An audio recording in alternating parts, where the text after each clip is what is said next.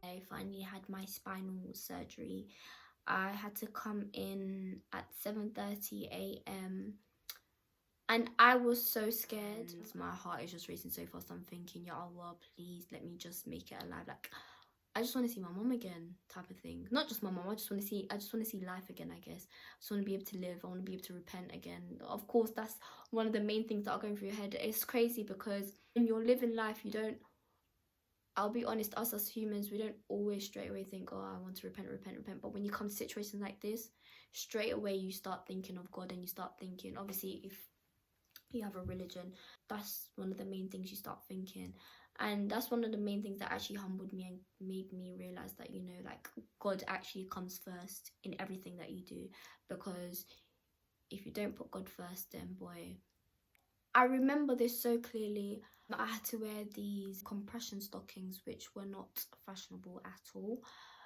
This was to prevent DVT. But if you don't know what DVT is, it's deep vein thrombosis, which is when you get blood clots. So when you wear the stockings, it basically prevents you from getting blood clots. And then I was just with my mum for a while, and we were just waiting there for a while. And then the nurse came, and I was just like, I know what time it is. And she was like, okay, it's time to put your cannula in. With me, when it comes to injections, I mean, if you like injections, then I don't know. I guess people that get tattoos, you guys like injections. But injections ain't for me, but I've been having them all my life. In hospital, they used to put numbing cream. People say it doesn't work. Personally, in my opinion, I think numbing cream 110 and 55% works. Now I'm an adult, I'm not even allowed that. Do you know how disrespectful that is? I just feel like I haven't even reached 21. So basically, if I were to go to America, they wouldn't even classify me as an adult. They should allow me to have numbing cream until I'm 21. Anyways, she asked me if I wanted the numbing cream or the spray, but because they were a bit behind schedule, she gave me the spray because the numbing cream takes time. So I was like, okay, cool, do the spray. The spray doesn't work as good as the numbing cream. So she put the spray, she put the cannula in, and I remember it went in the first time, and I was just like, may God bless you. My mom was just supporting me and just being by my side and making sure I'm fine. And before I knew it, it was basically time to go down to theatre. My mom came down with me as she always has. They put the mask on top of me. I didn't want the mask. I wanted the... But I don't know what happened. I just remember the mask being on top of me and I was fighting to go to sleep. And they're like, count down from 10. And I'm thinking, I will get to 1. So we came from 10, 9, 8, 7, and Suhaila's gone. Within 3 seconds, I was gone. I don't remember how I slept. I just remember waking up. I remember sleeping for 2.5 seconds. It was not 2.5 seconds. My operation lasted for about 7 hours. I could be wrong, it could be a bit more. I remember waking up, I was high. When I say I was high, like, there are videos of me. I cannot post them on YouTube because they are so incriminating. As in, I woke up and the operation, alhamdulillah, was very successful. What had happened is they basically put 2 titanium metal rods, which fused within a year, which also had screws. So I was basically like a whole machine. This was to straighten the spine. They also had to put a screw where my hip is to, like, because my hip had risen a bit, to put my hip down. People that have the surgery for scoliosis, sometimes they get half of their back. I basically got it from top to bottom. I'm gonna try my best to put a picture up without showing any of my skin because obviously it's very difficult and I don't want to be showing them parts there because halal. Anyways, so I had the spinal fusion. I'm just going to give a little formal explanation of what that is. This is the most common surgery for chronic non-specific back pain with degenerative changes. The doctor will join spinal bones called vertebrae together. This limits the motion between them and how far your nerves can stretch. but it probably won't limit your activity. It's rare, but the bones don't always fuse completely. Smoking can make this complication more likely. If it happens, you may need another operation to fix it. Guys, don't smoke. And I remember waking up and I could not feel my back. I was just crying. I was like, Mom, I want food, I want food. That was the first thing I was crying for. I don't remember everything. I just remember crying for food. And then I remember seeing my uncle there. So you're not dead? I heard you were dead, man. Not yet. Not yet. Him and my mum were eating Nando's and I wasn't allowed to eat yet. I think I had to wait for a bit and I was getting so angry. I think I saw a picture of myself and my lips were so dry, and I was like, why are my lips so dry? I know I said something worse than that, but let me just keep it clean. I was just talking so much, I was crying. I did not wake up normal, giving my mum hell and my uncle hell, but you know, it was what it was. I got brought food, I cussed up the food. I got a jacket potato. I remember cussing up the jacket potato because it looked burnt and it just didn't look great, and I started cussing out. I was like, I want Nando's, I don't want this. Just being a right diva I was. What didn't help at all, I had a pump. Now this pump, it had morphine. If you know what morphine is, I know you want to be on it right now because so do I. It had morphine and had ketamine. Now apparently ketamine is used to tranquilize horses or something like that. I could be wrong. I had two buttons. I had a wire connected to me, and that was basically a pump that I can press every 5 minutes. So once I press it, I can't press it for another 5 minutes, but once I press it, that's basically the medicine going into me, and it was the morphine and ketamine mixing up, just stopping the pain. I was loving it. Every 5 minutes I was pressing that. I was pressing it and it was not helping because I was high. Like I was in the clouds. If I can find videos that aren't as incriminating, then I'll probably put it up. It's just medicine. Oh, let me tell you. So basically, yeah, morphine is a very strong medicine, okay? It takes away like most of your pain. I had another button which was for the nurse, so when I want to call them, I'll call them. Every 5 minutes I was calling the nurse, and the nurse that I had, I was like, my nurse is so lovely. Morphine and ketamine mixed together was basically truth serum. So whatever I see, whatever I think, I'm saying it out loud. There was no filter whatsoever. Do you know what? That gave me the most confidence. I wish I had that confidence right now, because if I tell you guys, like, I didn't care who I was talking to. When I was speaking to my mom, I just didn't care. That I'm wishing that I could speak to my mom or my dad like that, but I'm just okay. I got moved to like a different ward. So I was in ICU, then I got moved to a normal ward after. My mom wasn't having it. She was like, no, I want my daughter off this, because it wasn't good for me. Because when I tell you guys, like, I don't know how to explain it. Like, I was out of my mind. I was a whole different person. So my mom was like, I don't want her on this any longer. I was supposed to be on it for like a couple of days, and I was on it for like a week and a half. Not that it was a bad thing, not that it was affecting my health, by the way. I think I was just on it because the pain was really bad. But my mom was like, just give her morphine in tablet. She's getting a bit too excited and she's just becoming an addict, she is. It took me off that. Estimated time that I was supposed to stay there was a week. And I stayed there for like a month. I stayed there for a very long time. There was a lot that happened after I had my operation. So I thought after I've had my operation now, you know, life is back to normal, sweet. No, that was not the case. Like I said, my mom, she was pregnant. She was actually 8 months, so she was due in February. So I had my operation in January, she was due in February, but she decided to stay in the hospital with me. They gave her like this accommodation, like this place to stay, but she was not staying there. She was just basically sat on the chair, and she's like, I'll stay here.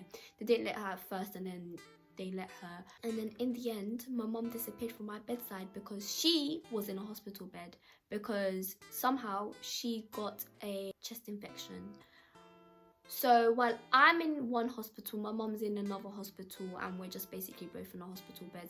And that's when things just really got to me, because my mom has always been by my bedside. So not seeing my mom there Although I had already, like, I've gone through the biggest step of the whole process, it was still a lot because I was still in hospital, and if you've been in hospital for a while, you know that being in hospital is not the best thing. So obviously you want to be around good vibes, less one period. I haven't said that in this video. Period. Anyways, that was a lot for me, I'll be honest, but I got through it. Obviously my mum wasn't there, but we were FaceTiming every single day. My uncles were with me in the hospital. My dad, can I just wait, hold. My dad, everyone needs to stop, pause, give a round of applause for my dad. In fact, don't pause it, because then you'll be pausing me. But so I live in East London. Great Ormond Street is in Central. My dad was going back and forth. I was in one hospital which was in East London. My mum was in a hospital which was in East London, and then there was my brothers who had school. So my dad would take my brothers to school, you know, make food for them. He would have to drop her food, then he'd come to me, make sure I'm all right, play a couple games with me, because obviously I was bored, so keep me company. He was just doing the whole lot, because there was times when my uncles can't stay with me because they had work. I'd just be there by myself, so it was a thing where, like, I just started to get a bit but yeah, I'd keep myself positive. I'm not even just saying it because I'm trying to show myself as this type of person. Like, I guess I couldn't stay negative for too long. I had my moments. I cried in there, I'll be honest.